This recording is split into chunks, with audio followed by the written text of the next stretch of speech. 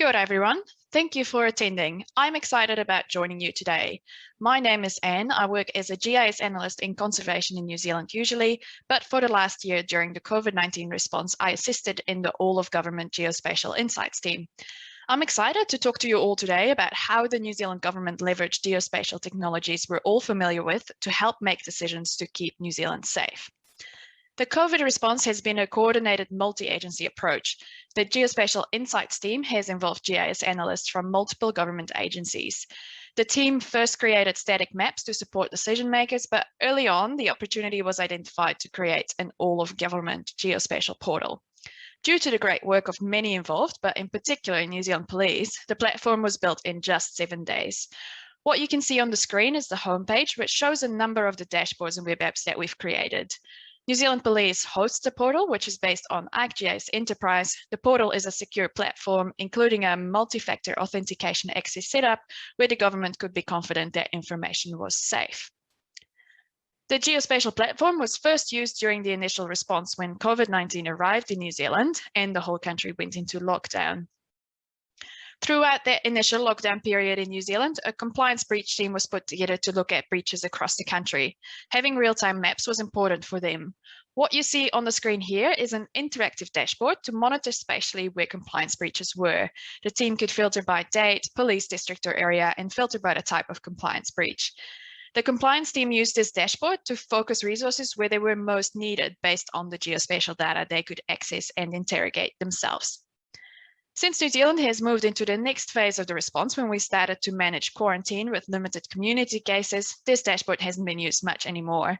However, the big benefit of the portal and having all of the datasets and dashboards set up has meant that whenever there were community cases, these dashboards could be reused easily. When we started getting into the management of quarantine facilities, the team developed a few Survey 123 apps and dashboards for the decision makers to use. Mobile phones were sent out to all quarantine and managed isolation facilities on which we installed Survey 123.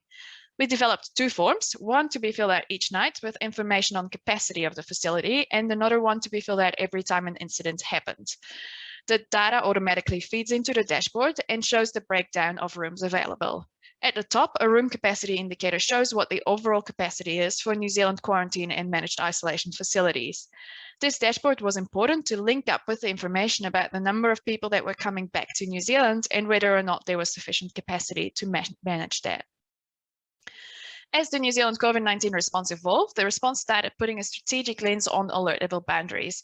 For those of you that aren't aware, New Zealand uses an alert level decision framework to decide which level to implement and where, which is based on the risk of community transmission. Whenever cases were detected and there was a significant risk associated with community spread, an alert level change was decided by Cabinet, which meant that that area of New Zealand was put on higher restrictions compared to the rest of the country. Initially, regional council boundaries were used as alert level boundaries, but it quickly became apparent that there could be more logical boundaries affecting less people in their daily commute. This is where we got involved to analyze data and inform boundaries with the objective to minimize the risk of transmission while causing the least social and economic disruption. The initial proposed approach is to include daily commuting patterns from population census data, health risk framework, which is a work in progress, access to critical services, and taking into account economical impact and social vulnerability of proposed boundaries. These geospatial analysis results are suggested to Cabinet, but there is no guarantee these will be used. New Zealand Cabinet has the final decision on the alert level boundaries. The example on the screen here is a boundary that was previously implemented for Auckland based on geospatial analysis. Since we were using custom boundaries, there was a need to show the public in detail where these boundaries were and allow them to find out whether or not they were inside or outside of a lockdown boundary. A public alert level boundary map was developed in collaboration with the National Emergency Management Agency and EAGLE.